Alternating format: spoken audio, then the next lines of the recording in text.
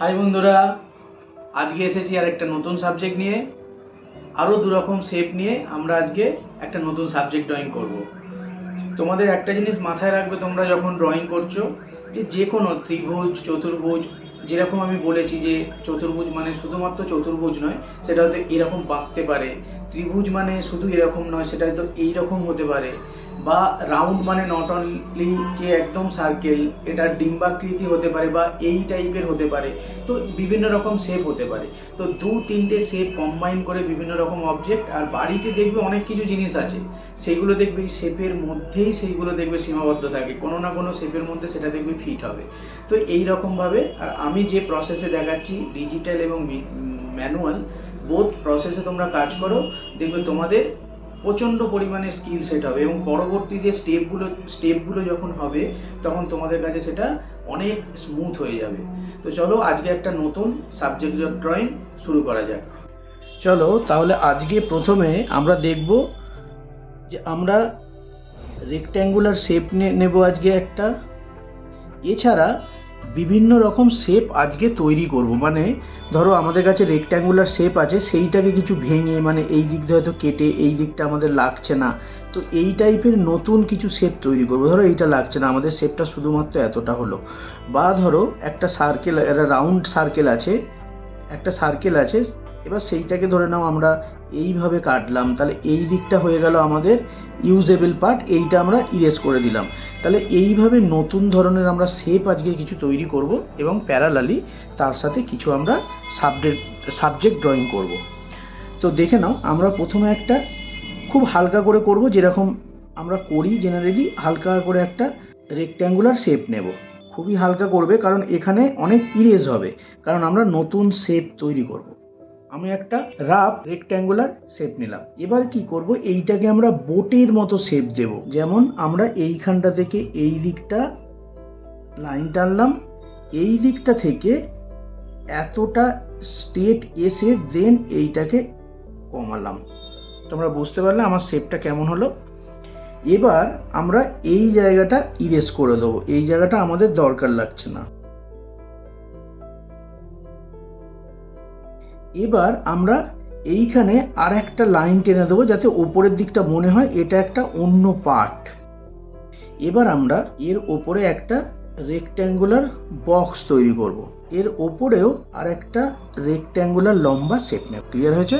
আমরা এখানে একটা ডোর দিলাম, এর মাঝখানে এইটা একটা গ্লাসের জানলা দিলাম, এরপরে এইখানে আমাদের একটা উইন্ডো দিলাম, রেক্ট্যাঙ্গুলার বক্স। এর ওপর থেকে দুটো লাইন টেনে একটা, এইখানটা দিয়ে বেসিক্যালি ধোঁয়া বেরোচ্ছে। তো আমরা এই যে গোল শেপগুলো, এইগুলো আমাদের নতুন শেপ তৈরি হলো। এবার আমরা এই জায়গাটায় একটা রেলিং মতো দিয়ে দেবো, একটু কার্ভি এরম দেবো, এবং এইটা ডবল লাইন টানবো, যাতে মনে হয় এইটার মধ্যে একটা স্পেস আছে। বেশি ক্লামজি করবো না এই ইনসাইড রডগুলো। সামনের দিকটায় এইখানে এরকম করে দেবে, একটু এই জায়গাটা মুছে দেবে। নৌকা বা লঞ্চগুলোতে থাকে একটু সামনের দিকটা এগোনো, শিপে থাকে দেখবে, ওই রকম একটু ফিল দিলে দেখতে ভালো লাগবে। এবার আমরা আগে যেরকম শিখেছি ওয়েভি লাইন, যেটা আমরা প্রথম ক্লাসে শিখেছিলাম, তোমাদের নিশ্চয়ই মনে আছে, এই ওয়েভি লাইন আমরা দিয়ে দেবো। প্যারালালি এইখানটা ছুঁচালো করে পাশাপাশি লাইন টানবো, যেরকম আমরা প্রথম ক্লাসে শিখেছিলাম। ঠিক তারপরে আর একটা পাতলা লাইন দেব, এইটা হয়তো আর একটু পাতলা হলো। এবার এই জায়গাতে আমরা দুটো এরকমভাবে টিউব দেব। ঠিক একই জিনিস আমরা আরেকটা এইখানটায় দেব। আশা করি তোমরা বুঝতে পেরেছো। তো দেখো, আমাদের এইটা একটা বোট টাইপের একটা শেপ নিল। এবার আমরা এখানে কিছু কিছু জিনিস অ্যাড করব, আর একটু যদি সুন্দর করা যায়, মানে আমরা যদি এখানে একটা মেঘ দিয়ে দিই, যেটা হয়তো ছোট করে এইভাবে, যেরকম আমরা গাছ শিখেছিলাম সেইভাবে যদি মেঘের একটা অংশ এখানটায় আমরা দিই, দেখো দেখতে আরো সুন্দর লাগবে। এইখানটাতে সোজা একটা লাইন টেনে দেবো, যাতে মনে হয় এটা জলের লাইন। সামনের জায়গাতে এইরকম শেপ দেব, যাতে মনে হয় সামনের দিকে ঠেলে নিয়ে যাচ্ছে শিপটা। এবার দেখো আমাদের ড্রয়িং হয়ে গেছে। আমরা এই জায়গাতে একটা পাইপ অ্যাড করব, যেইখানে দেখবে এরকম গোল করে আমাদের শিপের মধ্যে দেখবে নাট বোল্ট দিয়ে লাগানো থাকে। তো এই রকম আমরা পাইপ অ্যাড করব। এবার আমরা এটাকে ফাইনাল ড্রয়িং করব। তো আমরা ওভারঅল আউটলাইনটাতে একটুখানি ডার্ক লাইন টেনে দেবো, যাতে এইটা আমাদের খুব মানে বুঝতে সুবিধা হয় এবং প্রমিনেন্ট লাগে। সেই জন্য একদম আউটার লাইনটা দিয়ে ড্রয়িংটা টানবো, যাতে ওভারঅল সিল আউটটা আমরা এখানে বোঝাতে পারি। এখানটা দিয়ে হালকা করে মিশিয়ে দেবো।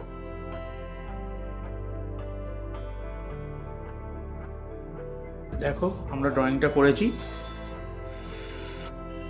চলো আমরা এটাকে এবার কালার করে ফেলি।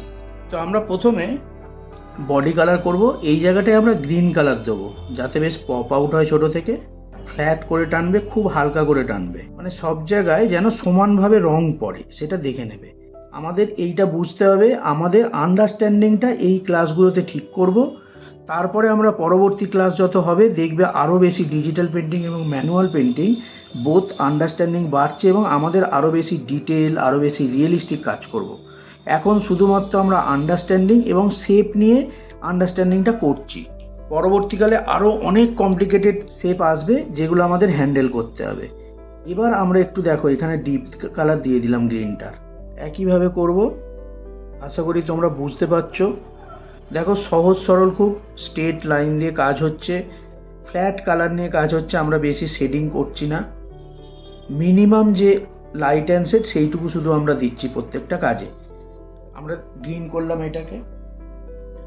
এবার আমরা গ্রে কালারটা এইগুলোতে দিয়ে দেবো, মানে এই যে বিট একটা আছে, এই বিট যেটা আমরা দেখি এখানে, আমি বিটটা ড্রয়িং করতে আমার মিস হয়েছে, তো বিটটা দিয়ে দেবো আমরা ড্রয়িংয়ে।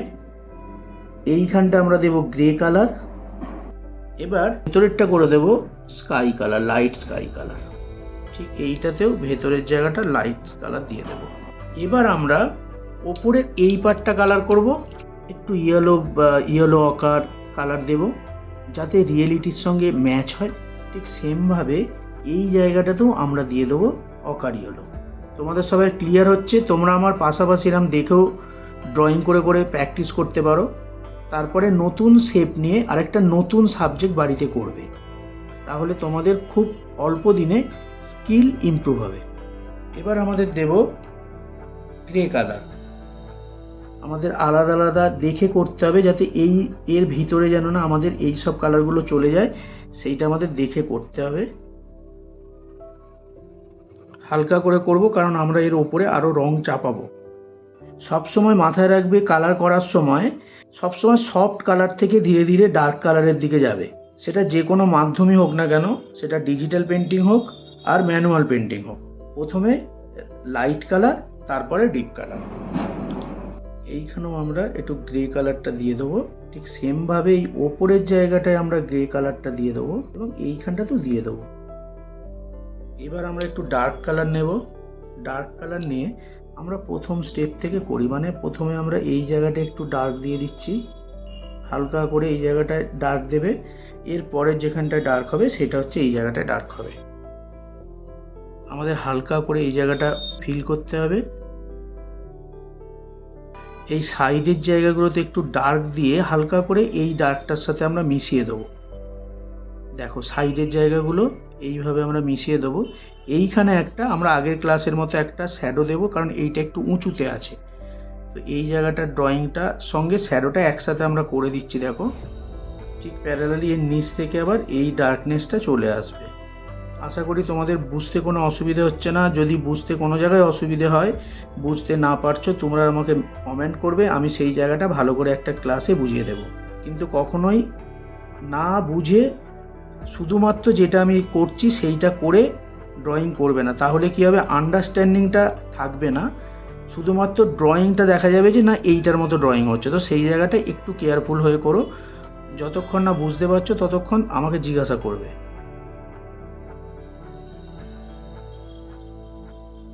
দেখো আমরা নিচের জায়গাটা দিয়ে দিলাম। এবার আমরা এর ভেতরের একটাতে দেব লাল, একটাতে সাদা ফাঁকা রেখে দেবো। এবার আমাদের স্কাই কালার যাবে।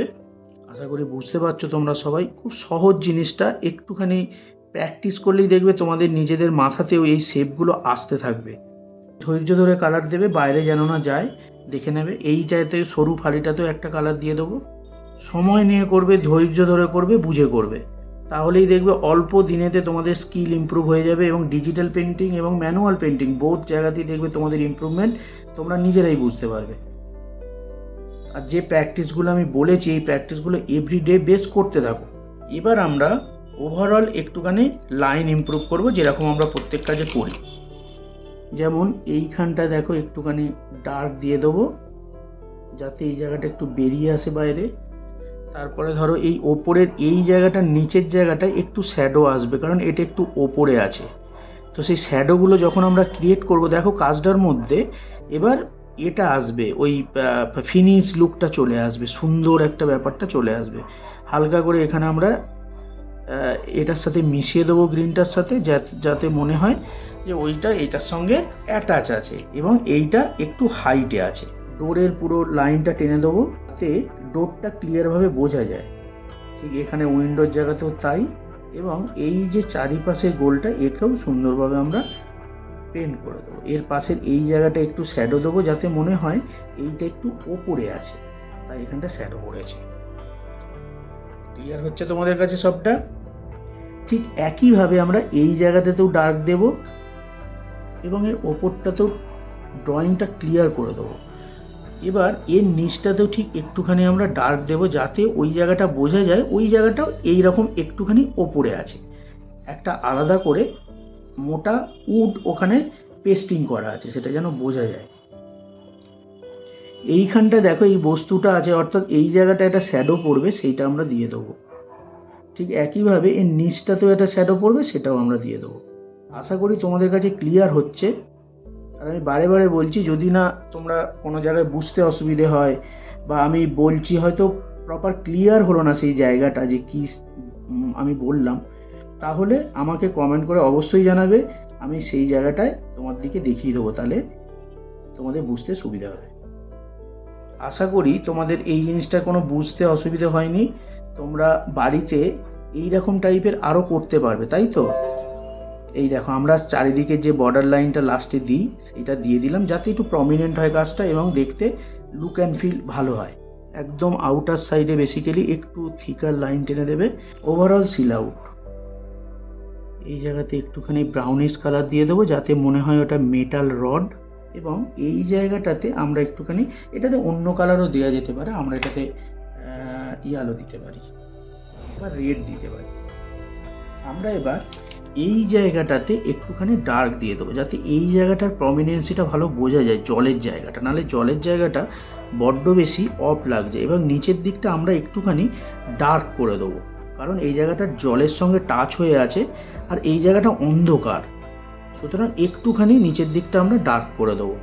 এগুলো ফিনিশিং টাচ, এগুলো তোমরা লাস্টেই করবে, সব ফ্ল্যাট কালার এবং ডার্ক টোন চাপিয়ে তারপরে যখন ওভারঅল যখন কাজটা করবে তখন এই কাজগুলো করবে। এই দেখো নিচের দিকটা ডার্ক করে দিতে মনে হচ্ছে নিচের দিকটা যেন ঢুকে আছে। এবার হালকা করে এটাকে যতটা সম্ভব গ্রেডিয়েন্ট টাইপের মেশাতে হবে যাতে হালকা করে ডার্ক থেকে লাইটের দিকে শিফট হয়ে যায়। এবার আমি স্কাই কালারটাকে নিয়ে খুব হালকা করে এই যে দেখতে এইখানটায় আমি প্রথমত আচ্ছা এইখানটায় ছেড়ে এই জায়গাটায় হালকা করে দিয়ে দাও যাতে মনে হয় এই জায়গাটায় সাদা জল, মানে জলের যে ফেনা হয় সেইটা এই জায়গাটায় দেখা যাচ্ছে। এই দেখো আমরা এখানটায় মিশিয়ে দিলাম জলটা এবং প্যারালালি এই জায়গাটাও পাশাপাশি আমরা করে দিলাম। এবার একটা বিষয় হচ্ছে আমরা এই মেঘটাকে ছেড়ে বাকি জায়গাটা হালকা করে একটুখানি স্কাই কালারটা মিশিয়ে দেবো সাদার সাথে, শুধু মেঘটাকে ছেড়ে। বুঝতে পারছি? দেখো আমরা আপনা আপনি আমাদের মধ্যে মেঘ, এবার এই জায়গাটায় ব্রাশিংটা সবসময় রাউন্ড করে দেবে যাতে মনে হয় তোমার কাজটা একটা সুন্দর একটা সীমারেখার মধ্যে, সীমানার মধ্যে একটা বাঁধা আছে। আমরা কারণ গোটা জায়গাটা রং করছি না, আমরা একটা পার্টিকুলার জায়গা রং করছি, তো সেই সব জায়গা সুন্দর লাগার জন্য মাঝখানে একটা তুমি কাজ করলে সেটা যেন ফ্রেমিং লাগে সুন্দর একটা, তো সেই জন্য আমাদের কখনো সখনো এই কার্ভ ব্রাশগুলো করে দিতে হয় যাতে একটা ফ্রেমিং তৈরি হয়। খুব হালকা করে করবে, স্পষ্ট যেন না বোঝা যায়। এই দেখো ঠিক এইখানটাও তাই, হালকা করে। এই তো স্মোক কালার আমরা কিছু না, হালকা করে গ্রে টোন দিয়ে দেবো, হালকা করে গ্রে টোন দিয়ে সাদার দিকে চলে গেছে, এটা মিশে যাবে সাদাতে, মনে থাকবে তোমাদের সবাই। এবার এতে যে আমরা ডার্ক টোনটা দেবো, যে বর্ডারটা, সেটা সামনের দিকটা হবে ডার্ক, স্লোলি ওটা মিশে যাবে এই লাইনের সাথে, যাতে মনে হয় ধোঁয়াটা আস্তে করে ওদিকে বিলীন হয়ে গেল। এই দেখো, বুঝতে পারছি তোমরা, এইগুলো তোমাদের পরবর্তীকালে খুব কাজে আসবে। ছোট ছোট টিপস, এগুলো খুব মনে রাখবে। এগুলোতে মেটেরিয়াল ফিল খুব ভালো বোঝা যায়। যখন আমরা ডিজিটালি আরও কোরভাবে কাজ করব, আরও বড় সাবজেক্ট নিয়ে কাজ করব, তখন দেখবে এই জিনিসগুলো আমাদের খুব কাজে লাগছে। তো এখন বলছি, ওগুলো মনে রাখবে এবং কাজে অ্যাপ্লাই করার চেষ্টা করবে। দেখো, আমি নৌকাটা বানিয়ে ফেলেছি। বন্ধুরা, কেমন লাগলো আজকের দুটো ড্রয়িং? তোমরা দুজনকে তোমরা দেখলে যে কিভাবে আমরা 3-4টে শেপ কম্বাইন করছি। কখনো ড্রয়িংগুলো আমরা প্র্যাকটিস করেছি, লাইন যে প্র্যাকটিস করেছি সেইগুলোর মাধ্যমে কত সুন্দর আমরা সাবজেক্টে রূপান্তরিত করছি সেই শেপগুলোকে। তো চলো, আশা করবো তোমাদের ভিডিওটা ভালো লেগেছে। যেই জায়গাতে অসুবিধে হবে, যে বুঝতে অসুবিধে হচ্ছে বা করতে অসুবিধে হচ্ছে, তোমরা কমেন্ট করে জানাও। আমি তোমাদের সেই জায়গাটা আরেকটু ডিটেলে একটা ভিডিওতে দেখিয়ে দেবো। তো চলো, ভিডিও ভালো লাগলে ভিডিওকে লাইক করো।